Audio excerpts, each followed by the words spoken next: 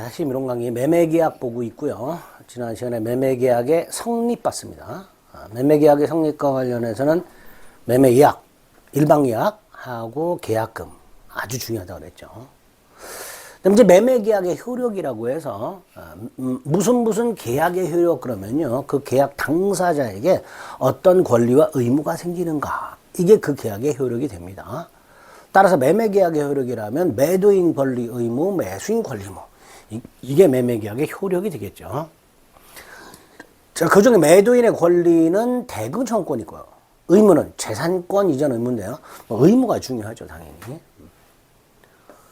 자, 재산권 이전 의무. 매매 목적인 권리가 물권이라면 당연히 등기 넘겨줘야 되고 인도까지도 해줘야 되죠.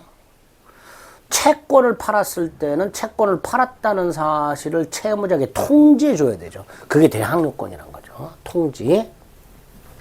타인 권리를 매매했다면 당연히 그걸 취득해서 넘겨줘야 되죠. 그게 동그라미 1번. 두 번째, 그 권리는 완전한 거여야 되죠. 그러니까 부동산을 팔았는데 그 부동산이 가압류가 되어 있거나 저당권이 설정되어 있다. 당연히 가압류 해제하고 저당권 말소하고 넘겨줘야 됩니다. 완전하게. 종물 종된 권리도 이전해줘야 되죠. 예컨대 주유소를 팔았으면 주유기도 넘겨줘야 되죠. 갑소유 땅에 을이 건물을 갖고 있다가 건물을 팔았다. 근데 을이 땅에 지상권 갖고 있었다. 당연히 이것도 넘겨줘야 되죠. 종물 종된 권리도 넘겨줘야 되죠. 그 다음에 부동산 점유를 내용을 하는 건 점유도 넘겨줘라. 그래서 보통 부동산의 경우에는 매매를 했을 때 등기 넘겨주는 게 재산권 이전 의무죠. 근데 우리 대법원 등기만 넘겨주면 의미가 없지 않냐. 인도도 해야지. 그래서 우리 대법원은 이 재산권 이전 속에 부동산 같은 경우에 등기 이전 플러스 인도까지를 포함하는 걸로 봅니다. 그래서 등기 이전 플러스 인도가 대금 지급과 무슨 관계다? 동시한 관계다. 보통 이렇게 보게 되죠. 자, 두 번째 과실수치라고 되어 있는데요.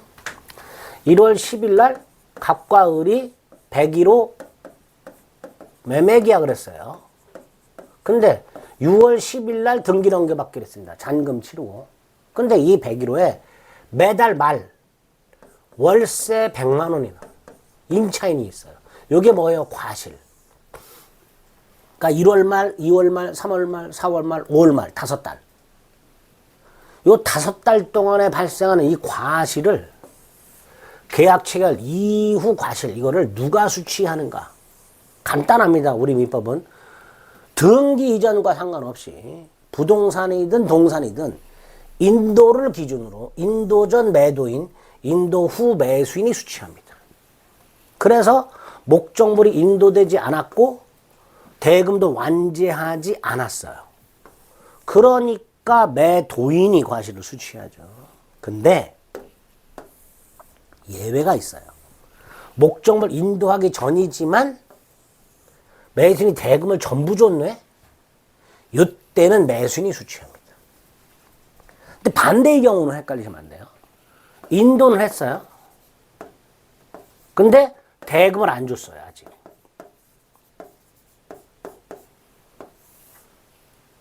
인도는 받았지만 대금은 안 준 상태. 이때는 누가 과실 수취하느냐? 이때는 매수인이 수취합니다. 일단 인도하면 과실은 매수인이 수취합니다. 대신 을은 아직 대금 안 줬잖아요. 이자 지급해라. 이자 지급. 인도 후에는 그냥 매수인이 수취한다라고 생각하시면 됩니다. 먼저 예외가 조금 이따 나옵니다. 자, 매수인의 권리 의무 중에서 의무 대금 지급 의무. 동그라미 1번은 대금 지급 시기라고 되어 있는데 매도인의 재산권 이전과 매수인의 대금 지급이 보통 동시행 관계잖아요. 따라서 매도인의 재산권 이전 날짜를 정하지 않거나 매수인의 대금 지급 날짜를 정하지 않았다. 상대방 이행기한만 정해놨다. 대금 언제 준다만 정하거나 재산권 언제 넘겨준다만 정했을 때 당연히 상대방도 동일한 기한이 있는 걸로 추정을 해야 되겠죠. 동일기한 추정. 두 번째, 대금은 어디서 줘야 되는가? 당연히 당사자사에 약정이 있으면 그 약정 장소에서 주면 되는데 약정이 없을 때 원칙이 매도인의 현 주소지입니다. 원칙이 잊지 마세요. 다만 물건의 인도와 동시에 지급하기로 했을 때만 인도 장소입니다. 원칙이 인도 장소가 아니에요. 인도와 동시에 지급하기로 했을 때 인도 장소입니다. 자, 3번 대금의 이자 지급. 아까 말씀드린 거. 1월 10일 날 을이 인도를 받았어요. 그죠? 그럼 대금 지급해야죠. 근데 대금을 안 줬어요. 그럼 이자 지급하란 말이죠. 1월 10일 날 인도 받고, 물론 이제 등기도 넘겨받겠죠. 보통 등기 넘겨받으면서 인도도 받으니까. 1월 10일 날 인도 받고, 근데 아직 을이 대금을 안 줬다면 을은 인도 받은 날부터 대금의 이자를 지급하나요? 왜? 아까 인도 받은 날부터 을이 과실을 수취하잖아요. 근데 을이 대금을 아직 안 줬단 말이에요. 과실은 을 네가 수취하고 을 너는 대신 이자 지급해라. 근데 이런 경우 인도는 1월 10일 날 받아요. 근데 등기는 30일 날 넘겨받기로 했어. 그리고 30일 날 잔금을 치르겠어. 그러면 인도 받은 1월 10일이 대금 지급 날짜가 아니잖아요. 그러니까 을이 미리 인도 받으면서 갑이 대금 내나 그러면은 을은 대금은 30일 날 주기로 했잖냐라고 할 수 있잖아. 이런 경우에는 이자를 안 붙여도 되겠죠. 3번의 기억. 매수인은 목적물을 인도받은 날부터 대금의 이자를 지급해놔. 자, 요거는 인도 플러스 등기까지 넘겨받은 거예요. 근데 대금을 안 줬단 말이에요. 그럼 이자를 지급하라는 거예요. 왜? 과실을 매수인이 수취하니까. 다만 니은 대금 지급에 관한 이행기한을 따로 정했어요. 인도는 10일 날 받고 대금은 30일 날 주기로 했다면 10일부터 30일까지는 적어도 이자를 지급할 필요가 없죠. 이렇게 인도를 받았지만, 그래서 받은 날부터 이자를 지급해야 되지만 대금 지급 날짜를 따로 정했다면 그때까지는 이자 안 줘도 된다. 그래서 매수인의 대금 지급 의무와 매도인의 소유권 이전 등기 의무가 동생관계에 있다. 이게 이런 뜻이에요. 인도는 10일 날 받고 등기 이전과 대금 지급은 30일 날 하기로 했다면 을은 10일 날 인도 받으면서 동시 이행의 항변권 행사의 대금 지급을 거절할 수 있으니 이 경우에는 매수인이 설령 미리 1월 10일 날 인도를 받았다 하더라도 대금 지급 날짜인 30일까지는 굳이 이자를 지급할 필요가 없다. 이렇게 되겠죠. 그다음에 이 대금 지급 거절권이 문제인데, 예를 들어서 갑과 을 사이에 101호를 매매합니다. 그리고 이 101호의 등기부에 소유자가 갑으로 등기가 되어 있어요. 그럼 사람들은 당연히 갑이 소유자라고 생각하겠죠. 그런데 계약을 하고 나서 얼마 있다가 병이라는 자가 나타나서 을에게 이거 자기 거라고 소유권을 주장해요. 병이 내가 갑의 부인인데, 갑의 부인 와이프인데 이 101호는 원래 내 건데 남편 이름으로만 해놨을 뿐이다. 그리고 나는 이걸 판 적이 없다. 내 거다라고 주장을 한단 말이에요. 자, 이때 을이 무슨 소리냐? 등기가 갑으로 돼 있으니까 갑이 소유자지. 이렇게 생각하시면 안 돼요. 등기 무효일 수도 있다고 그랬죠. 명의신탁일 수도 있고요. 따라서 이 경우에 을의 입장에서는요, 이 등기가 진짜이어서 갑이 소유자인지 아니면 소유권을 주장하는 병이 진짜 소유자인지가 확정이 될 때까지는 대금 지급을 거절할 수 있어야 되죠. 만약에 병의 주장이 사실인데 갑에게 돈을 줬다, 등기 넘겨받았다, 무효란 말이에요. 그래서 매매 목적물에 대해서 권리를 주장하는 자가 있다면, 매도인이 아닌 다른 자가 자기 거라고 주장하는 자가 있다면 그 주장이 진짜인지가 밝혀질 때까지 매수인은 대금 지급을 거절할 수 있습니다. 다만 이때 매도인은 이렇게 권리 주장자가 있어서 매수인이 대금 지급을 거절하고 있을 때 매도인은 둘 중에 하나, 다른 담보를 제거하고 대금을 청구하거나 또는 그래 공탁해라. 공탁을 청구하거나. 이렇게 매수인의 대금 지급 거절권에 대해서 매도인은 두 가지 대응 수단이 있다. 3번 매수인은 당연히 목적물을 수령해야 되죠. 왜? 매도인이 물건을 넘겨주면서 대금 지급을 청구하니까 결과적으로 매수인은 대금을 지급하면서 수령해야 돼요. 대금 지급 의무가 있는 거 아니에요. 이거를 다른 면에서 보면 물건 수령 의무가 있는 걸로 해석을 하는 거예요. 대금 지급 의무, 수령 의무가 있다. 그러니까 대금을 지급하지 않고 이행지체 수령하지 않으면 수령지체가 되는 거죠. 그죠? 이렇게 목적물 수령 의무가 있다라고 보통 보게 됩니다. 재산권 지원과 대금 지급은 동시 이행 관계죠. 그리고 부동산의 경우에는 인도까지도 동시 이행 관계다라고 말씀을 드렸습니다. 등기 이전뿐만 아니라 부동산의 경우에 이 재산권 지원이 뭐예요? 등기 이전을 말하는 거죠. 근데 이것뿐만 아니고 인도도 잔금지급과 동시 이행 관계다라고 보통 본다 그랬습니다. 자, 그다음 이제 담보 책임 문제가 됩니다. 예를 들어서 A 토지가 있어요. 등기부 및 토지대장에 1000평이라고 되어 있습니다. 자, 갑이 을한테 팔아요. 당연히 1000평 값을 지급했겠죠. 근데 을이 나중에 건물을 지으려고 땅을 측량을 했더니 900평밖에 안 돼요. 그럼 을의 입장에서는 갑한테 쫓아가서 야 이거 1000평인 줄 알았더니 측량해봤더니 900평밖에 안 된다. 100평 값 돌려달라고 하겠죠. 근데 갑은 뭐라 그럴까요? 나 몰랐다. 나도 이 땅을 살 때 뭐 예를 들어서 갑이 B로부터 샀다고 보세요. 나도 이 땅을 B로부터 샀는데 나도 1000평 값 주고 샀다. 내 잘못 없다. 잘못 없죠. 토지대장이나 등기부에 1000평이라고 되어 있다면 갑도 당연히 1000평이라고 생각하고 샀을 거 아니에요. 그리고 당연히 1000평이라고 생각하고 1000평 값을 받고 팔았을 거 아닙니까? 이런 경우.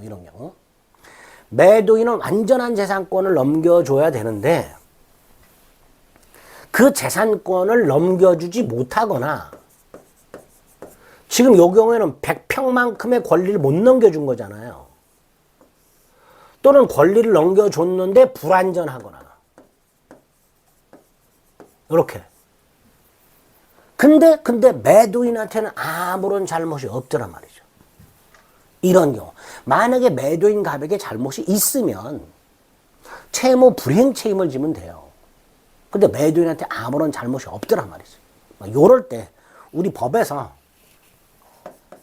정해놓은 아무런 잘못이 없어도 일단 책임져라. 이게 바로 매도인의 담보 책임이 됩니다. 매도인은 매수인에게 완전한 재산권을 이전해 줘야 된다. 그런데 매도인이 재산권을 이전해 줄 수 없게 되거나 불완전한 경우에 또는 목적물에 물리적 하자가 있는 경우에 매도인에게 아무런 잘못이 없는 경우에도 매도인은 민법에 의해서 당연히 책임을 지도록 하고 있더라. 이걸 담보 책임이라 하고 그 담보 책임은 유상계약에 준용하도록 하고 있습니다. 특징, 법에서 정한 물과실 책임이죠. 자, 그 책임의 내용이 뼈대를 잡으셔야 돼요. 크게 물건 매매가 있고요.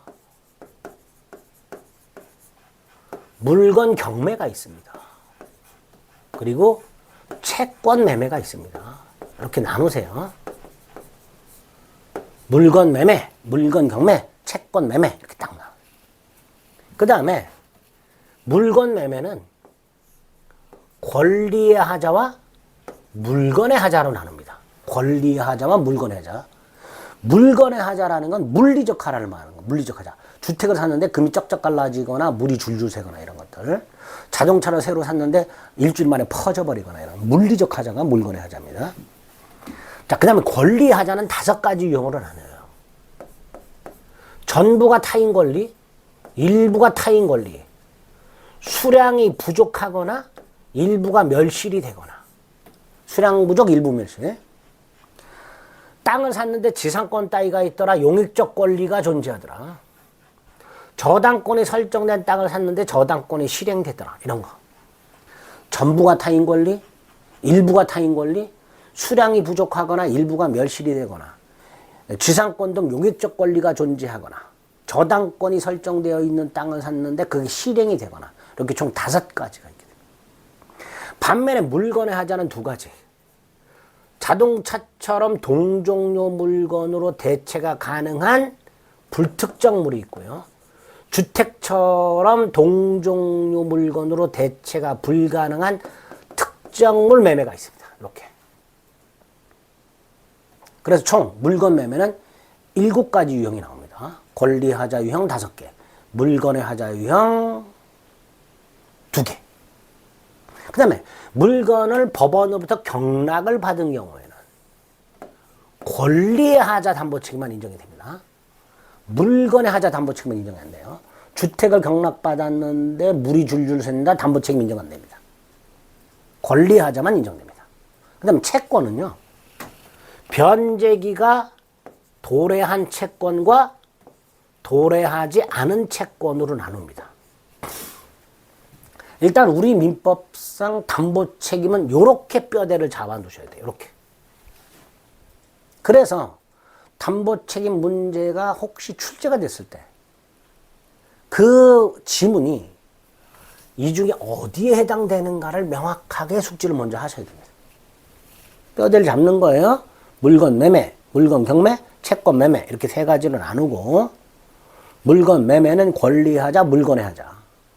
권리하자 5개, 물건의 하자 2개. 경매는 권리의 하자만. 그러니까 경매는 이 권리하자 5개로 가겠죠. 근데 이 5개 중에서 요거는 또 문제가 안 돼요. 왜? 내가 경락을 받으면요. 저당권은 깡그리 소멸한단 말이에요. 그렇잖아요. 그러니까 요거는 또 경매선 제외되고 결과적으로 요런 것들이 문제가 되는 거예요. 채권은 변제기가 도래한 채권을 팔았는지 변제기가 도래하지 않은 채권을 팔았는지로 나누시면 됩니다. 그리고 이제 요럴 때 각각의 담보 책임의 내용이 뭐냐 이제 요걸 보시면 되는 거예요. 자, 특징 중에 하나 1번 봤고요. 2번 좀 전에 말씀드렸죠. 불특정물 동종료 물건으로 대체 가능한 물건 매매에서도 담보 책임이 인정이 되죠. 그 다음에 원시적 일부 불능에도 담보 책임이 인정된다. 이게 뭐예요? 수량 부족, 일부 멸실. 좀 전에 예를 들었던 거. 1000평을 분명히 매매했는데 900평밖에 안 되더라. 나중에 측량을 했더니. 그러면 900평짜리를 매매한 거잖아요. 실질적으로는. 그러면 계약 당시부터 100평은 없었던 거잖아요. 그게 원시적 일부 불능이죠. 그 원시적 일부 불능 중에서 매매와 같은 유상계약이 있고 그 내용이 수량이 부족하거나 일부가 멸실된 경우 이때는 담보 책임으로 간단 말이죠.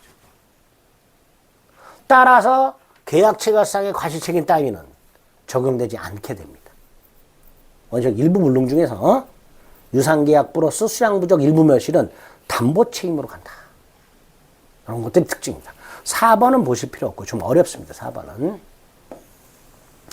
타인 권리 매매 목적으로 했는데 그 권리를 매수인에게 이전해야 될 매도인의 의무가 매도인 잘못으로 불능이 되면 이거는 채무불이행이잖아요. 채무불이행 책임은 뭐예요? 계약해제, 원상회복, 손해배상이죠. 청구할 수 있는 거죠. 담보 책임은 계약해제, 담보 책임은 대금감액 청구, 계약해제, 손해배상 청구, 출제액 상환 청구, 완전물 급부 청구 5개예요. 채무불이행은 해제, 원상회복, 손해배상. 채무불이행 책임은 해제, 원상회복, 손해배상 3개. 담보 책임은 대금감액 청구, 계약해제, 손해배상 청구, 출제액 상환 청구, 완전물 급부 청구 이렇게 되죠. 그러니까 채무불이행 책임과 담보 책임에 겹치는 게 있어요. 해제 손해배상. 그죠?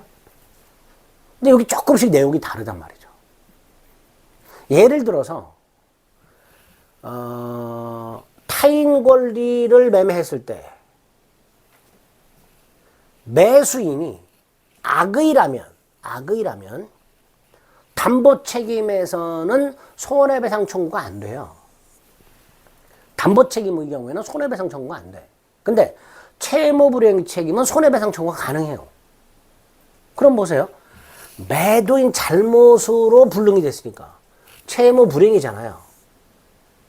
그리고 매수인이 악의야. 이게 만에 하나 담보 책임으로 갔다면 손해배상을 청구를 못해요.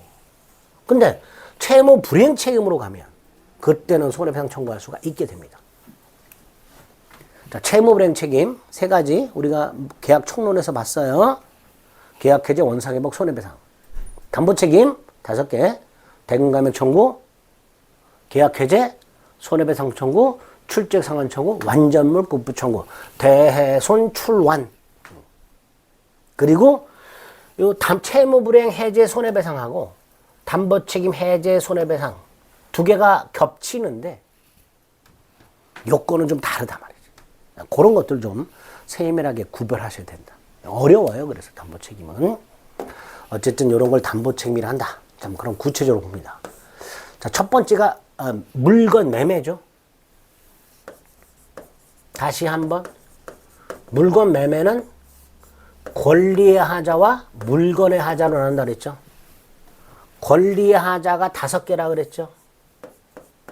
전부 타인 권리 매매, 일부 타인 권리 매매, 수량이 부족하거나 일부가 멸실이 된 경우 원시적 일부 불능, 용익적 권리에 의한 제한, 저당권 실행 5개. 이게 권리하자죠. 그게 2번입니다. 자, 그럼 양가를 봐. 권리 전부가 타인에게 속하는 경우 예를 들어서 갑이 A 토지를 을에게 매매했는데 그 A 토지가 계약 당시 전부 병소유. 근데 갑이 그걸 못 넘겨줬어. 이때 갑은 어떤 책임을 부담하는가? 자, 을은 갑에게 전부 타인 권리, 매수인 을은 갑에게 해제, 손해배상 청구할 수 있는데 문제가 있어요. 을이 선악에 따라 달라져요. 만약에 매수인 을이 계약 당시 전부가 병소유라는 것을 몰랐다. 선이다. 그러면 을은 계약을 해지하고 손해배상까지 청구할 수 있어요. 반면에 매수인 을이 계약 당시 전부가 병소유라는 사실을 알고 있었다. 악의. 이때는 해제만 가능합니다. 그래서 전부 타인 권리 매매에서 담보 책임, 매수인, 선해손, 악해 이렇게 기억하세요.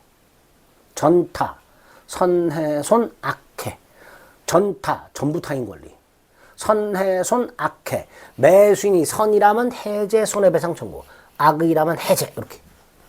동그라미 2번 기억. 매수인은 선악불문하고 해제할 수 있죠. 니은 손해배상 청구. 선이만 손해배상 청구할 수 있죠. 자, 불능일 때 손해배상 언제를 기준한다 그랬죠? 불능 당시 시가가 표준이 된다 그랬죠. 그 다음 이런 계약 해지 및 손해배상 청구를 언제까지 행사할 것인가? 아무런 규정이 없어요. 자, 전부 타인 권리, 전타, 선의의 매수인, 해제, 손해배상 청구, 악의 매수인, 해제. 근데 이 전부 타인 권리는 선의의 매도인도 해제할 수 있는 특칙이 있어요. 원래 담보 책임은요, 매수인한테 권리를 주는 거예요. 대금감액 청구권, 계약 해제권, 손해배상 청구권, 출직 상환 청구권, 완전물 급부 청구권이라고 매수인한테 권리를 주는 건데, 전부 타인 권리 매매만 특칙이 있습니다. 매도인도 계약을 해제할 수가 있어요. 근데 이때 매도인이 계약을 해제하려면 선이어야 돼. 선이. 그래서 매도인도 선이라면 해제가 가능하도록 해놨습니다. 전타, 선해손, 악해, 도선해. 외우시는 거예요. 전타, 선해손, 악해, 도선해. 자, 그러면 예를 들어서 매도인이 선이야. 매도인이 자기 건 줄 알았어. 1000평이 자기 이름으로 돼 있어. 근데 원래 병소유야. 매도인이 몰라. 병으로부터 사서 등기를 넘겨받았는데 무효였어. 소유권 등기는 갑의 이름으로 돼 있지만 병소유야. 근데 갑은 병으로부터 사가지고 등기를 넘겨받았고 계약이 무효라는 걸 모르니까 내 거다라고 착각을 하고 있단 말이야. 그런 경우가 매도인이 선인 경우라고 생각하시면 돼요. 어쨌든 매도인도 이렇게 선인 경우가 있을 수 있고 해지할 수 있는데 이때 매수인이 선이라면 손해를 배상해야 되겠죠. 매수인이 악의라면 손해배상할 필요 없이 해지할 수 있겠죠. 여기 특칙입니다. 전타, 선해손, 악해, 도선해. 기업, 매도인도 선이라면 해지할 수 있다. 이때 선의의 매도인은 선의의 매수인에게는 손해를 배상하고 해지하고 악의 매수인에게는 손해배상할 필요 없이 해지할 수 있다. 이렇게 되죠. 여기 전부 타인 권리입니다. 자, 두 번째가 일부 타인 권리입니다. 갑이 자신 소유 A 토지와 이웃한 병 소유 B 토지를 을에게 함께 팔았는데 자신 소유 A 토지는 넘겨줬지만 병 소유 B 토지는 넘겨줄 수 없게 되었다. 이게 일부 타인 권리죠. 자, 일단 매수인은 선악을 묻지 않고 그 넘겨받지 못한 부분만큼에 대한 대금 감액을 청구할 수 있습니다. 자, 일부 타인 권리. 매수인은 선악 불문하고 대금의 감액을 청구할 수 있습니다. 나아가 매수인이 선이었다면 계약 해지하고 손해배상까지 청구할 수 있습니다. 일부 타인 권리. 선악 불문하고 대금 감액 청구할 수 있다. 엔드. 선이라면 해지도 할 수 있고 손해배상도 청구할 수 있다. 그럼 악의라면 계약 당시 일부가 병소유라는 걸 알고 있었던 매수인이라면 대금 감액 청구만 가능한 거예요. 계약 해지나 손해배상을 청구를 못합니다. 그러면 이런 것들을 기간 제한이 있어요. 1년 내 행사해야 되는데 대금 감액 청구할 수 있는 악의의 매수인은 계약을 한 날로부터 1년이고요. 선의의 매수인은 대금 감액도 청구할 수 있고 계약도 해지할 수 있고 손해배상도 청구할 수 있잖아요. 그 선의의 매수인은 사실 안날로부터 1년입니다. 사실 안날로부터 1년. 여기서 사실 안날의 의미가 뭐냐 하면 사실의 안날. 일부가 타인에게 속한다. 일부가 병소유다. 라는 사실을 안날이 아니라 그 사실을 말하는 게 아니라 그 병소에 속하는 일부를 내가 취득할 수 없게 됐구나. 매도인이 넘겨줄 수 없게 되었구나. 라는 사실을 확실하게 안 날. 그날부터 1년입니다. 이게 일부 타인 권리 담보 책임입니다. 내용. 매수는 선악불문하고 대금 감액 청구할 수 있다. 니은 잔존 부분만이라면 매수하지 않았으리라는 게 인정이 된다면 선의의 매수인만 해지하고 디귿 선의의 매수인만 손해배상을 청구할 수 있다. 선이라면 사실 안날로부터, 악의라면 계약을 한 날로부터 1년 내에 행사해라. 이렇게. 그 사실의 안날이 뭐예요? 일부가 타인에게 속하는구나. 일부가 병소유구나. 라는 사실 안날이 아니고요. 그 내가 일부를 취득할 수 없게 됐구나. 매도인이 넘겨줄 수 없게 됐구나. 매도인이 일부를 취득해서 매수인에게 이전할 수 없게 되었구나. 즉 매수인이 내가 그 병소유 부분을 결국은 취득할 수 없게 되었구나 라는 것을 확실하게 안날. 그 날을 의미하게 됩니다. 일타대감, 선해손 이렇게 되죠. 세 번째, 수량을 지정했는데 수량이 부족합니다.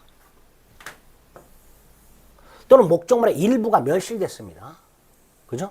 목적물의 일부가 멸실이 됐습니다. 수량 부족, 일부 멸실, 부실. 자, 이때는 선의의 매수인만 대금 감액 청구, 계약 해제, 손해배상 청구가 가능하며 선의의 매수인이니까 사실 안날로부터 1년 내에 권리를 행사해야 됩니다. 1000평을 평당 10만 원씩 해서 샀는데 900평밖에 안 되더래요. 창고 딸린 건물을 샀는데 창고가 계약 체결 전 이미 멸실됐더라. 이런 식으로 수량을 정해서 가격을 정했다. 수량지정 매매. 수량이나 면적에 주안을 두고 가격을 정했다. 1평당 얼마 곱하기 1000평 이렇게. 근데 수량이 부족하더라. 일부가 멸실됐더라. 이런 경우에는 선의 매수인에 한해서만 대금감액 청구권, 계약해지권, 손해배상 청구권을 행사할 수 있습니다. 수량 부정은 수량 지정 매매해야 돼요. 수량 지정 매매가 뭐예요?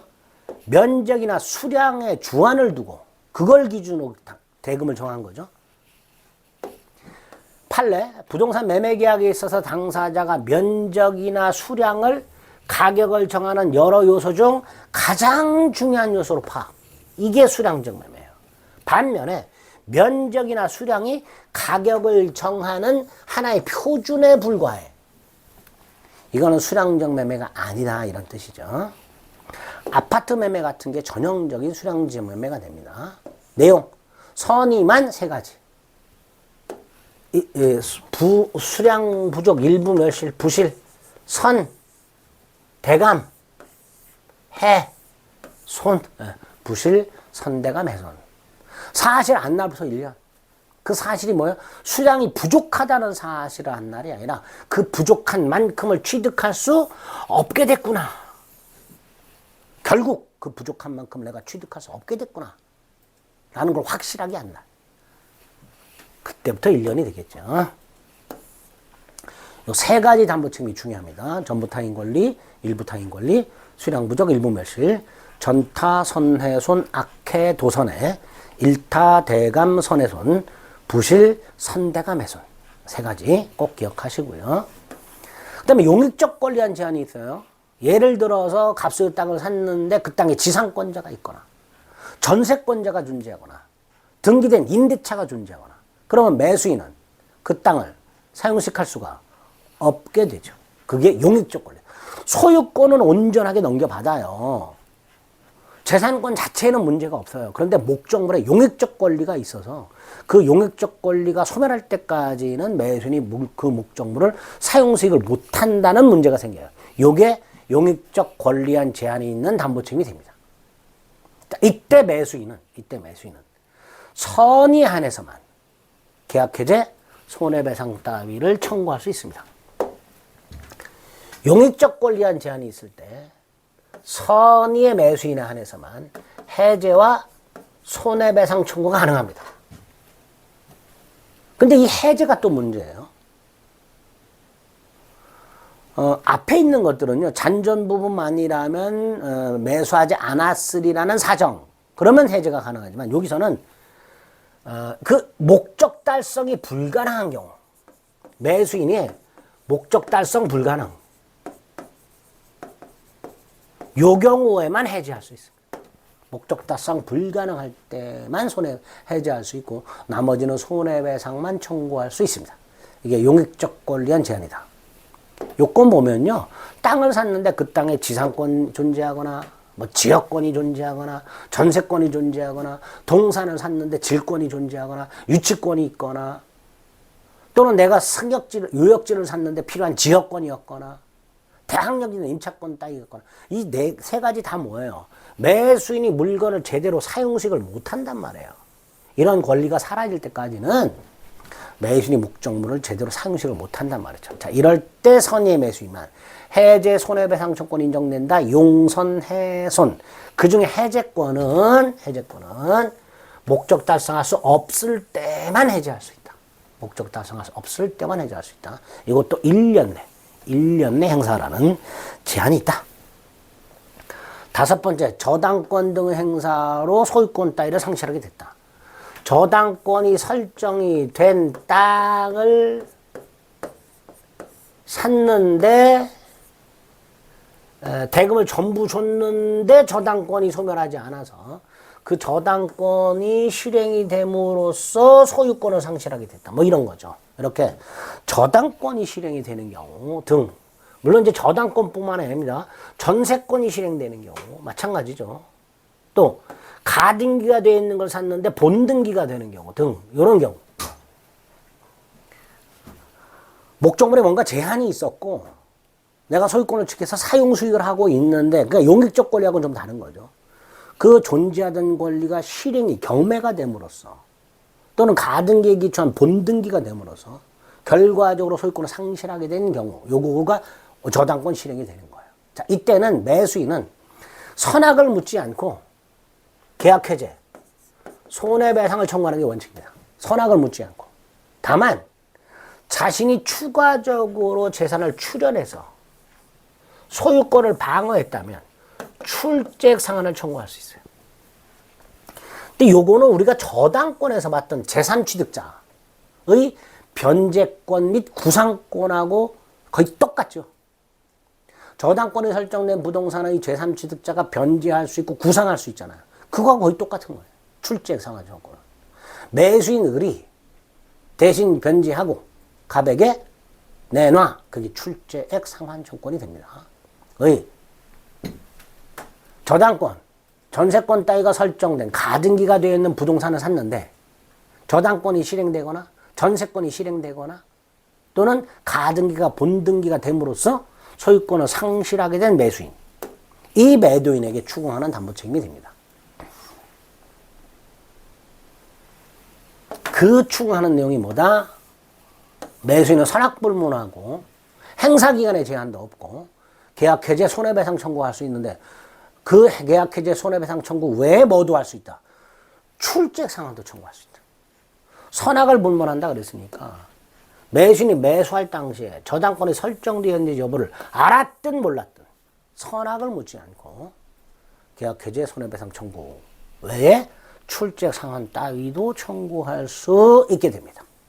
확대한다 그랬죠. 가등기가 된 부동산을 샀는데 본등기가 됨으로써 소유권을 상실하게 된 경우에도 576조, 이게 저당권 실행에 한 담보책임입니다. 이런 담보책임이 인정된다. 570조, 전부 타인 권리 담보책임이 아니에요. 576조 저당권 실행에 의한 담보책임이 인정이 됩니다. 이게 물건 매매에서 권리하자에 대한 담보책임의 내용입니다. 자, 두 번째, 물건 매매에서 물건의 하자. 자, 물건의 하자는 매매 목적물에 물리적 하자가 있는 거예요. 요건이 뭐예요? 계약 당시 하자가 있을 거야. 즉 물리적 결함이 있을 거야. 그죠? 그 물건은 대체 불가능한 특정물일 수도 있고요. 동종료 물건으로 대체가 가능한 불특정물일 수도 있습니다. 두 번째, 우리 대부분은요, 공장 지려고 땅을 샀는데 법적인 제한이 있어서 공장을 못 져. 이걸 법률적 장애라고 하는데요. 이거를 물건의 하자로 봐요. 우리 대법원은. 이건 물건의 하자로 봅니다. 두 번째, 그 하자는 계약 당시 존재해야 되죠, 당연히. 그죠? 계약 당시. 계약 당시. 세 번째, 매수인은요, 선의만 갖고는 안 돼요. 선의 무과실해야 됩니다. 하자에 대해서 선의 앤드 무과실해야 됩니다. 네 번째, 경매의 경우에는 권리의 하자 담보책임만 인정된다고 그랬잖아요. 그러니까 당연히 물건의 하자 담보책임은 인정이 안 되겠죠. 그래서 아까 법률적 장애하고 결합을 시켜서 공장 지려고 땅을 경락을 받았는데, 공장 지려고 토지를 경락을 받았는데 법률적 장애가 있어서 공장을 못 짓더라 물건의 하자, 경매. 그러니까 담보책임이 인정되지 않게 됩니다. 자, 구체적으로 담보책임의 내용은 뭐냐? 다른 동종료 물건으로 대체가 불가능한 특정물이라면 계약해제 손해배상 청구권 두 가지. 당연히 해제는 목적 달성할 수 없을 때 한해서 이렇게 되겠죠. 특정물은 계약해제 손해배상 청구권. 반면에 불특정물은 자동차를 샀는데 물리적 하자가 있더라. 당연히 특정물과 같이 계약해제권 손해배상 청구권이 인정이 되는데 이거 말고 이것도 가능하다. 완전물 급부 청구도 가능하다. 하자 없는 다른 자동차로 바꿔달라. 이것도 가능하다. 완전물 급부를 청구하면 당연히 계약해제나 손해배상 청구는 못하겠죠. 어쨌든 특정물은 해제권 손해배상 청구권, 불특정물은 해제권 손해배상 청구권이 당연히 인정되면서 앤드 따로 완전물 급부도 청구할 수 있게 됩니다. 계약해제 손해배상 청구하지 않고 완전물 급부 청구도 가능하다. 자, 기간은 6개월이에요. 선이 무과실이니까 당연히 사실을 안 날로부터 6개월. 기억하시면 되겠습니다. 그 다음에 4번. 물리력 하자로 매수인에게 확대 손해가 생겼어. 이 확대 손해에 대해서도 매도인이 책임을 져야 되는가? 이 확대 손해에 대해서 매도인에게 책임을 지려면 그 확대 손해에 대해서도 매도인에게 잘못이 있어야 돼요. 따라서 이 확대 손해에 매수인의 잘못이 결합이 돼 있다면 그거는 감안해야죠, 당연히. 그죠? 아무리 매도인의 담보 책임이 무과실 책임이라 하더라도 확대된 손해에 대해서까지 무과실 책임을 적용할 수는 없다. 만약에 하자가 생기거나 그 하자 확대에 매수인의 잘못이 있다면 당연히 요만큼은 고려해서 손해배상을 정해야 되겠죠. 이게 뭐예요? 과, 실, 상, 개 라는 겁니다. 아무리 담보 책임이 매도인의 무과실 책임이라 하더라도 매수인의 잘못까지 매도인이 책임져서는 안 되니까 하자 발생 및 확대에 매수인의 잘못이 있다면 그것만큼은 까고 손해를 배상해라. 이렇게 되겠죠. 자, 여기까지가 물건의 매매고요. 자, 경매. 예를 들어서 A 토지를 경매를 받았는데 이게 1000평짜리고 당연히 1000평인 줄 알았는데 900평밖에 안 되더라. 담보 책임 물어야 되겠죠. 자, 매수인이 누구예요? 경락인. 매도인이 누구예요? 목적물 소유자. 주로 누구예요? 채무자겠죠. 채무자 물건의 경매가 되니까. 그러니까 매도인은 채무자고 매수인은 경락인이니까 경락인이 채무자에게 책임을 묻죠. 어떤 책임? 계약해제, 대금감액. 요거. 손해배상은 원래 안 돼요. 담보책임이 대금감액 청구, 계약해제, 손해배상, 출제상환 청구, 완전물급부 청구인데 완전물급부 청구권은 물건의 하자에만 인정이 되니까 당연히 경매에서는 완전물급부 청구라는 건 없고요. 두 번째, 경매를 받았으니까 저당권 따위는 다 소멸했을 거 아니에요. 담보물권은. 그러니까 경매를 받았는데 담보권이 존속하다가 그게 다시 실행이 돼서 경락인의 소유권을 상실하는 경우는 없으니 출제상환 청구라는 것도 없단 말이에요. 경매의 경우에는. 그럼 결국 경매의 경우에는 세 가지만 문제가 되는 거예요. 대금감액 청구, 계약해제, 손해배상. 그런데 이 손해배상 청구는 너무 가혹하단 말이에요. 목적물이 경매된 채무자에게 손해배상까지 청구하는 건 다 가혹하니까 결과적으로 경매담보책임을 두 가지만 대금감액 청구하고 계약해제만 인정이 되는 거예요. 당연히 매수인은 매도인에게 대금감액 청구나 계약해제권을 행사하게 되는데 문제가 생겨서 요거 대금감액을 청구했더니 채무자가 개털이야. 그럼 개털인 채무자에게 대금을 돌려달라. 일부. 대금감액 청구라는 게 뭐예요? 일부 돌려달라는 거잖아. 그래봐야 얘는 돈이 없어. 그럼 어떻게 해야 되느냐. 이때는 2차적으로 배당받은 채권자에게도 청구할 수 있다. 대금감액 청구권은 578조에는 경매의 경우에 경락인은 계약해제와 담보책임 청구할 수 있다. 대금감액 청구할 수 있다. 계약해제, 대금감액 청구 두 가지. 다만 대금감액 청구, 대금 일부 돌려달라. 이거는 채무자가 개털일 때는 대금을 배당받은 채권자에게도 행사할 수 있다. 2차적으로. 그죠? 그 다음에 손해배상 청구는 원래 안 된다. 목적물이 경매된 채무자에게 손해배상까지 청구하는 것은 길거리에 나앉은 사람한테 손해배상까지 청구하는 가혹한 행위가 된다. 그런데 세 번째, 예외가 있더라. 만에 하나 채무자가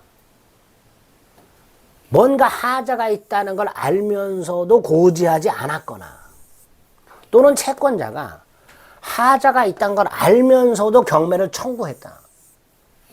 이 두 가지 경우에는 경락인은 그 채무자나 경매를 신청한 채권자에게 손해배상을 청구할 수 있도록 해놨습니다. 이게 경매의 담보책임인데요. 담보책임은요, 매매든 경매든 유효할 때 청구하는 거예요. 그죠? 매매든 경매든 유효해야 재산권 이전 의무가 있는 거니까, 완전한 재산권 이전 의무가. 당연히 매매나 경매가 무효일 때는 담보책임이 적용되는 성립할 여지는 없는 겁니다. 매매가 아닌 경매를 통해서 경락을 받았는데 뭔가 문제가 있더라. 당연히 공경매를 말하는 거예요. 경매 법원을 통한 경매나 또는 한국자산관리공사를 통한 공매 두 가지만 적용되는 겁니다. 매매든 경매든 유효할 때만 담보책임이 성립하는 거고요. 권리하자만 담보책임이 인정이 되는 거고요. 내용은 계약해제와 대응감액 청구 두 가지죠. 아까 말씀드렸듯이 둘 다 1차적으로 채무자한테 행사합니다. 다만 대응감액 청구 대금 일부를 돌려달라. 근데 채무자가 개털이라면 2차로 배당받은 채권자에게 손해배상 청구는 원래 안 된다 그랬죠. 예외가 있을 뿐입니다. 자, 채권 매매가 있어요. 채권 매매. 이거는요, 채권을 팔 때 지가 책임지겠다고 큰 소리 쳤을 때만 담보책임이죠. 책임지겠다는 게 뭐냐? 채무자의 자력을 담보한 때라고 합니다. 야, 채무자 부도 위험 없어. 빵빵해. 쟤 돈 많아. 걱정하지 마. 만에 하나 채무자가 돈 못 갚으면 내가 책임질게. 이렇게 큰 소리 뻥뻥 쳤을 때만 담보책임이 인정이 되는데, 이때 이 채무자의 재산 상태 변동하잖아요.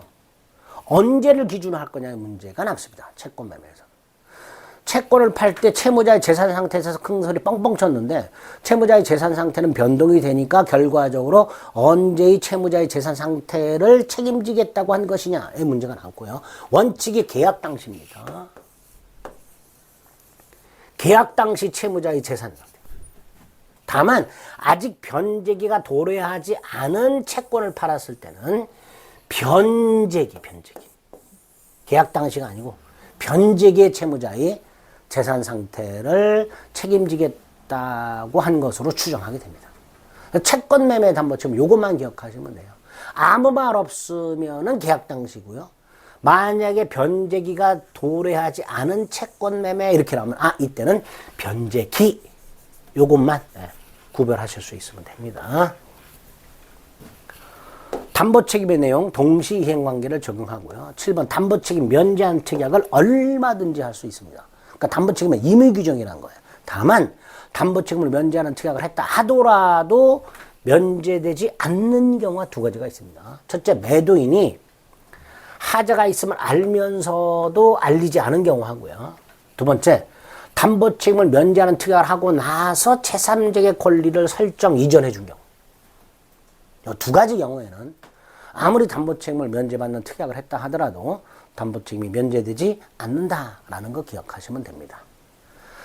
자, 매매계약에서 담보책임 양이 좀 많고요. 어렵죠? 어려운데 뭐 이런 식으로 정리해 두시면, 그리고 이제 기출문제 몇 개 풀면 또 적응이 됩니다. 힘드신 분들은요, 담보책임 그냥 찍을 생각하셔도 됩니다. 다만 이제 나는 맞추고 싶다 그러면 지금 체크해 드린 것 정도는 꼭 좀 기억을 해 주시기 바랍니다.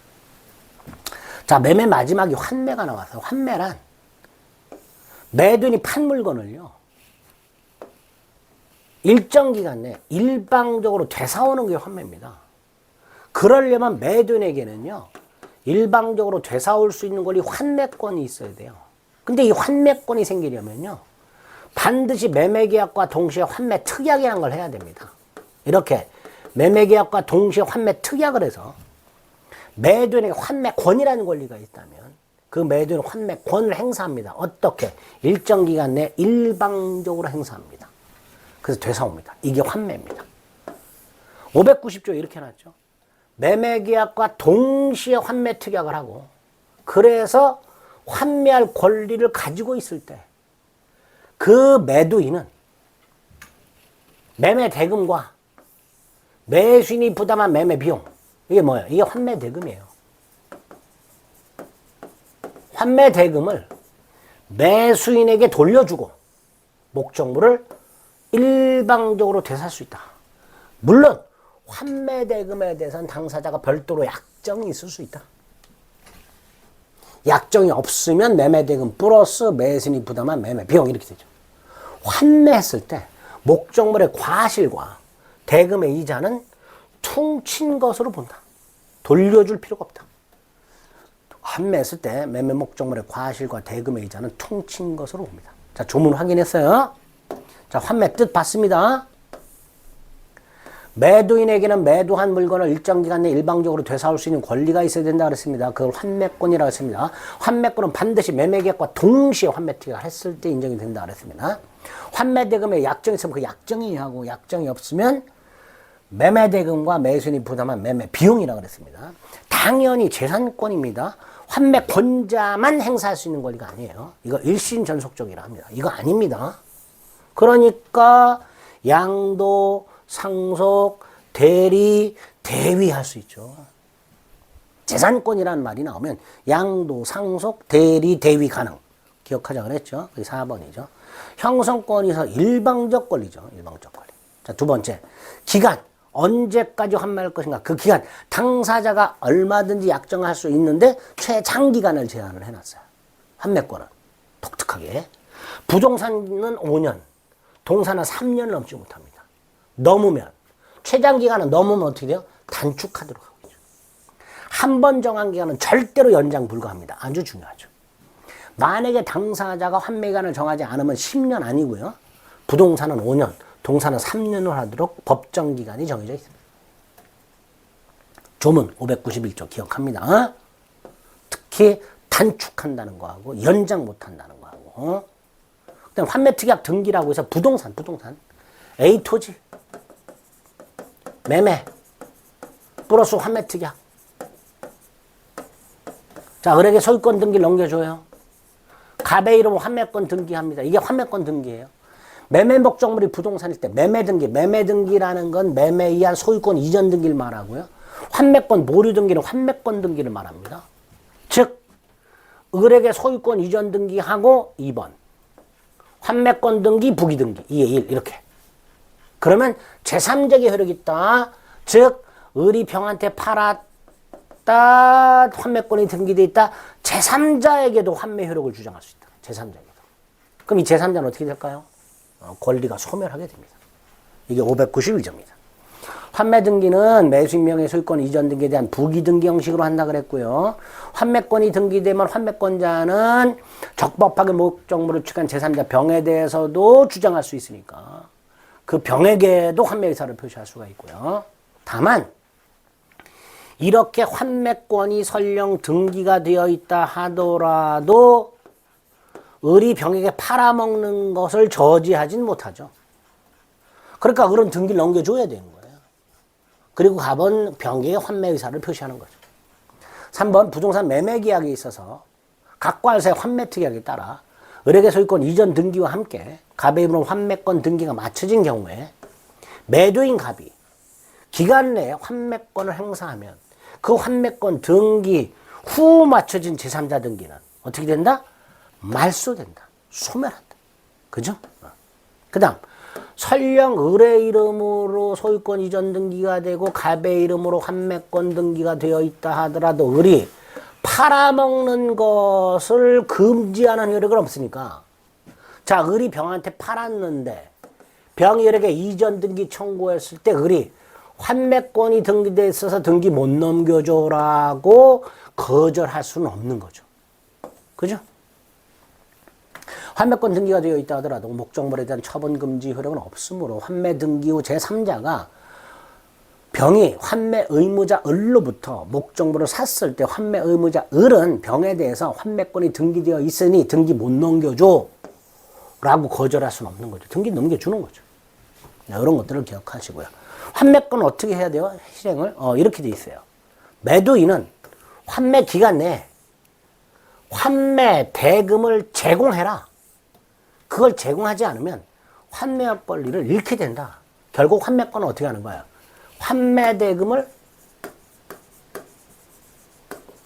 제공하면서 행사하는 거예요. 그죠? 매도인은 환매 기간 내에 환매 대금을 제공하면서 환매 의사를 표시하는 거니까 환매 대금을 먼저 이행할 의무는 없는 거예요. 환매 대금을 주고 환매 의사를 표시하는 게 아니라 환매 대금을 제공하면서 표시하는 거니까 환매 대금을 먼저 지급해야 될 의무 따위는 당연히 없는 거죠. 공유지분 환매 볼 필요 없고요. 환매 효과, 환매를 하게 되면 매매계약이 해제돼서 매수인은 등기 돌려줘야 되고 매도인은 돈 돌려줘야 되니까 보통 원상회복 의무라고 하죠. 근데 원상회복에는 과실반환과 이자가산도 있지만 요거는 특별하게 퉁친 것으로 본다. 이렇게 되겠죠. 그 다음에 환매권을 행사했을 때 자, 갑이 환매권을 행사했어. 그럼 등기를 되돌려 받아야 되잖아요. 그죠? 단순히 환매권 행사해서 소유권이 되돌아오는 게 아닙니다. 환매권 행사하고 등기를 돌려받아야 되니까 매도인은 환매권을 행사하고 등기를 이전해달라 청구할 권리가 생기는 거예요.